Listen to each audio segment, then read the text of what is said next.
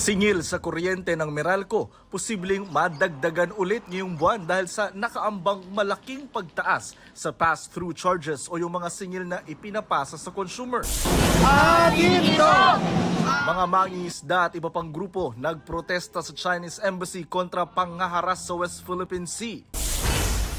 Sabi naman ni Pangulong Marcos, mas tumindi at mas nakakabahala na ang bantang panlabas. Dahil daw sa lapit ng Pilipinas sa Taiwan, nakatuon din ang interes ng China sa ating bansa, kaya mahalagang maging handa sa anumang pangyayari.